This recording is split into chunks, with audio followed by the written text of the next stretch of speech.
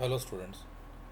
ये हमारा मैग्नेटिज्म का थर्ड लेक्चर है और इसको देखने से पहले आई विल सजेस्ट कि आप पहले दो लेक्चर अटेंड करें। So I will begin this third lecture.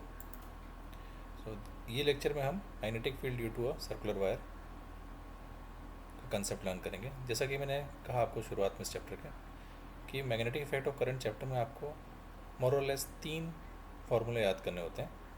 उसमें से एक फार्मूला है magnetic field due to straight wire, जो मैं लास्ट वीडियो में डिस्कस कर चुका हूँ। दूसरा फार्मूला है ये जो मैं इस लेक्चर में डिस्कस करूँगा। चलिए आगे चलते हैं।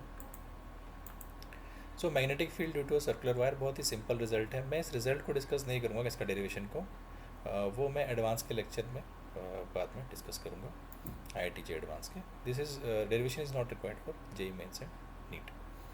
सो let us see the result. पहले देखें कि समझें कि डायग्राम कैसा है। तो अगर मान लीजिए कोई सर्कुलर शेप का वायर है इस तरह का PQ, और हमें उसके कारण उसके सेंटर पे जो कि है O फील्ड बतानी होगी, तो हम कैसे बताएंगे?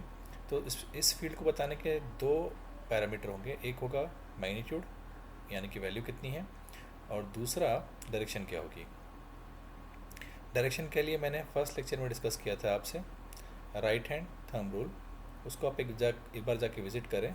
तो अगर आप अपना हाथ अलोंग द करंट कर्ल करेंगे तो आप देख सकते हैं, राइट हैंड को कर्ल करेंगे, आप करके देखिए इसके अलोंग अपने राइट हैंड के पाम को कर्ल कीजिए, तो थंब आपका जो है इनवर्ड पॉइंट करेगा, है ना। तो इसलिए डायरेक्शन इनवर्ड रहेगी। और लर्न करने के लिए अगर आपको समझ में नहीं आया ठीक से तो आप पहले वीडियो को देखें, फर्स्ट वीडियो। चलिए अब मैं रिजल्ट पा जाता हूँ जो कि सबसे इंपॉर्टेंट है। ये है result. Magnetic field in this case will be mu naught I by 4 pi a, where a is the radius, I is the current, into alpha. Alpha क्या है समझिए, alpha is the angle subtended at the centre. इस result को आपको याद करना है। और अगर मान लीजिए करंट का डायरेक्शन अपोजिट होता तो मैग्नीट्यूड यही रहता, लेकिन डायरेक्शन जो है right hand palm rule, right hand thumb rule के हिसाब से डायरेक्शन जो है वो आउटवर्ड जाती है ना। तो आपको यहाँ से केवल ये डिस्कस करना है। जैसे कि मैंने कहा है मेरे लेक्चर में खाली बॉक्सेस आपको लर्न करने हैं, तो ये बॉक्स आपको याद रखना है, mu naught I by 4 pi A into alpha, केवल एक रिजल्ट है। चलिए आगे चलते हैं। इसका अब हम अगले स्लाइड्स में इसका एप्लीकेशन देखेंगे। चलिए तो सबसे पहले एप्लीकेशन देखेंगे इसके लिए। एक फुली सर्कुलर वायर है तो क्या होगा, चलिए देखते हैं। ये एक फुली सर्कुलर वायर है कि नहीं। अब मान लीजिए इसमें करंट आई जा रहा है, ये जो डायरेक्शन है करंट की है विच इज़ एंटी क्लॉकवाइज। तो इस रिजल्ट को हम देखिए, इसका डिराइव किया, मैं इसको आपको रूट से समझाता हूँ। पिछले रिजल्ट पे चलिए। अगर ऐसा सर्कुलर आर्क होगा तो एंगल अगर अल्फ़ा होगा सेंटर पे, तो उसका रिजल्ट होगा क्या, mu naught I by 4 pi into alpha. तो इस केस में पूरा वायर है, पूरा सर्कुलर वायर है, तो अल्फ़ा कितना हो गया, ये जो एंगल है कितना हो गया, पूरा बंद कराएंगे तो ये एंगल कितना हो जाएगा, पूरा घूम के 2 पाई, है ना। तो इसीलिए अल्फ़ा की जगह मैं 2 पाई रख दूँगा यहाँ पे। 2 पाई से 4 पाई कटेगा तो रिजल्ट आ जाएगा mu naught I by 2r। आप देख रहे हैं, आपको ये रिज़ल्ट याद रखने की ज़रूरत नहीं है। अगर आप ये रिज़ल्ट याद रख रहे हैं तो सिंपल सा एक ही रिज़ल्ट, इसमें खाली अल्फ़ा चेंज होता रहेगा। फुली सर्कुलर है तो अल्फ़ा 2 पाई हो गया। अब इसी की तरह अगले में देखते हैं। मान लीजिए फुल्ली की जगह सेमी सर्कुलर होगा, तो क्या आप गेस कर सकते हो without me discussing it, right. क्या करना होगा, अल्फ़ा को चेंज करके आधे सर्कल के लिए अल्फ़ा कितना हो जाएगा, for half a circle alpha will be pi, है ना। तो ये रिजल्ट था। अल्फ़ा के लिए अगर मैं पाई रखूँगा तो पाई पाई कट जाएगा, रिजल्ट आ जाएगा mu naught I by 4r। बस ये रिजल्ट याद रखती है और कुछ भी नहीं। चलिए अगले पे आते हैं। मान लीजिए कि अब हम कुछ जनरल सर्कुलर शेप्स के बारे में डिस्कस करते हैं।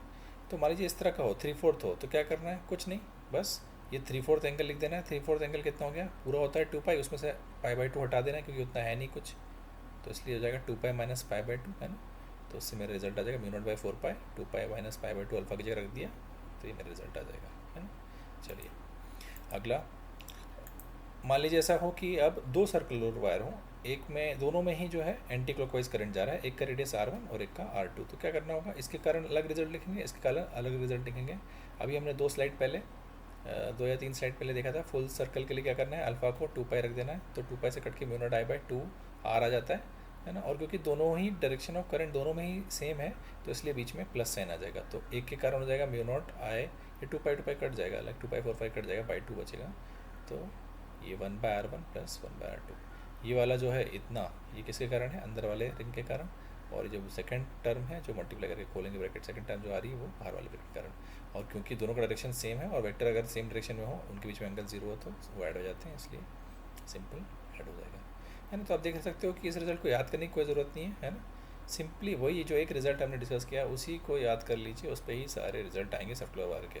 इसलिए मैं कह रहा था कि इस चैप्टर में स्कोरिंग का बहुत स्कोप है मैग्नेटिक फील्ड ऑफ करंट में, अगर आप समझ पाएँ कि क्या इंपॉर्टेंट है और क्या नहीं, है ना। कई बार स्टूडेंट अननेसेसरली बहुत कुछ याद करने लग जाते हैं, जैसे कि हो सकता है वो रिजल्ट पूरा रिजल्ट याद करने लग जाए, विच इज़ स्टूपिडिटी। और इतना हमारी कैपेबिलिटी नहीं है कि आईआईटी में हम फिज़िक्स में लगभग 30 चैप्टर्स होते हैं, अगर सब में इतने 20-25 फार्मूले आप याद करोगे तो 600-650 फार्मूले हो जाएंगे, पॉसिबल ही नहीं है। चलिए आगे चलते हैं। अब मान लीजिए कोई और शेप हो इस तरह का ही, पिछले एग्जाम्पल है, फ़र्क क्या है आप देख सकते हो, उसमें आइडेंटिफाई कर पा सकते हैं फ़र्क क्या है इन दो, इसमें और पिछले वाले में। फ़र्क ये है कि इसमें जो करंट है दोनों में ऑपोजिट जा रहा है, इसमें एंटी क्लॉकवाइज है और इसमें बाहर वाली रिंग में क्लॉकवाइज है। तो कहाँ फ़र्क आएगा, फ़र्क खाली रिजल्ट में आएगा, साइन का फ़र्क आ जाएगा, क्योंकि ये दो रिजल्ट है। इसमें मैग्नेटिक फील्ड की डायरेक्शन क्या होगी, इसमें मैग्नेटिक फील्ड आउटवर्ड होगा, इसमें मैग्नेटिक फील्ड इनवर्ड होगा, तो इसलिए माइनस लगाना पड़ेगा वेक्टरली। अगर दो वेक्टर के बीच में पाई एंगल होता है तो अगर ए और बी दो वेक्टर उनके बीच में एंगल पाए है तो उनका मैग्नीट्यूड जो होगा रिजल्टेंट का ए माइनस बी होगा, वही रिजल्ट आप यहाँ यूज़ कर रहे हैं। एक रिजल्ट और देखिए, थोड़ा सा एसोटेरिक है। क्या हो रहा है इसमें, जो रिंग्स हैं वो आपस में परपेंडिकुलर प्लेन्स में पड़ी हुई हैं, है ना। इमेजिन कर पा रहे हो आप, ये एक प्लेन है और एक ये प्लेन है, परपेंडिकुलर पड़ी हुई है। तो इसमें क्या होगा, जो ये हॉरिजॉन्टल, मान लीजिए हॉरिजॉन्टल प्लेन है, हॉरिजॉन्टल प्लेन में जो रिंग पड़ी हुई है उसके कारण जो फील्ड है वो वर्टिकली अप होगी, और जो वर्टिकल सर्कल में पड़ी है उसके कारण हॉरिजॉन्टल होगी। दोनों ही मैग्नेटिक फील्ड के बीच में एंगल 90 डिग्री होगा। तो B1 और B2 मैग्नेटिक फील्ड्स हैं, इनके बीच का एंगल है 90 डिग्री। और आप जानते हो अगर एक दो वेक्टर्स हैं उनके बीच का एंगल 90 डिग्री होता है तो जो रिजल्टेंट होता है under root of a square plus b square हो जाता है। इस तरह से यहाँ से हो जाएगा under root of B1 square plus B2 square. ये कहाँ से आया, ये वेक्टर के रिजल्ट से आया जो आप फर्स्ट चैप्टर पढ़ते हो फंडामेंटल ऑफ फिजिक्स में। अगर आपको थोड़ी प्रॉब्लम है इसमें तो आप मेरे वीडियो देखें वेक्टर्स पे जो मैंने ऑलरेडी पुटअप किया हुआ है यूट्यूब पे। चलिए तो यहाँ से ये रिजल्ट आ जाएगा μ0/2r I1 square plus I2 square. अगले पे चलते हैं। अब मान लीजिए कि एंगल 90 ना होकर कोई और थीटा होता तो कुछ फर्क ना होगा, जैसे मैंने कहा वेक्टर का ही रिजल्ट लगेगा। वेक्टर अगर आपको नहीं आता आप मेरे वीडियोस देखिए वेक्टर्स पे, मैंने वेक्टर एडिशन डिस्कस किया है तो उसमें आप देखेंगे तो वहाँ पे क्या हो जाएगा, रिजल्ट क्या होता है, अगर ए और बी दो वेक्टर और एंगल थीटा है तो उनका रिजल्ट हो जाता है under root of a square plus b square plus 2ab cos theta. वही रिजल्ट यहाँ लग रहा है, एक ए और बी की जगह यहाँ पे मैग्नीट्यूड ऑफ मैग्नेटिक फील्ड की वैल्यू पुट करेंगे। B1 is the magnetic field for due to first and B2 is the magnetic field to the other, है ना। तो रिजल्ट आ जाएगा। चलिए अगले पे चलते हैं।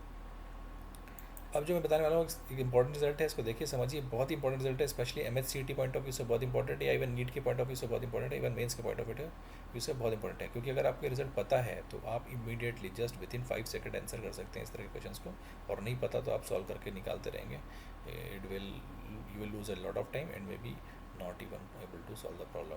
तो चलिए समझिए क्या है कि अगर एक सर्कुलर डिस्ट्रीब्यूशन है, ऐसा एक सर्कुलर डिस्ट्रीब्यूशन हो क्या रहा है कि करंट एक तरह से एंटर कर रहा है, एक साइड से एंटर कर रहा है और दूसरे साइड से एग्जिट कर रहा है, तो देखिए जाहिर है वो दो रास्तों में डिवाइड होगा। ऐसा जब भी होगा तो इन जनरल जब भी ऐसा होगा कि एक करंट किसी एक सिमेट्रिक बॉडी आप देख सकते हो कि circular is a symmetric shape, तो किसी भी सिमेट्रिक बॉडी में अगर करंट एक साइड से आ रहा है और दूसरे साइड से जा रहा है तो उसका रिजल्ट, मैग्नेटिक फील्ड का रिजल्ट सेंटर पे हमेशा जीरो होगा हर एक केस में। आगे मैं आपको 2-3-4-5-6 एग्जांपल और दिखाऊंगा जिसके थ्रू आपको मैं कंफर्म कराऊंगा ताकि आप इसको याद कर लो।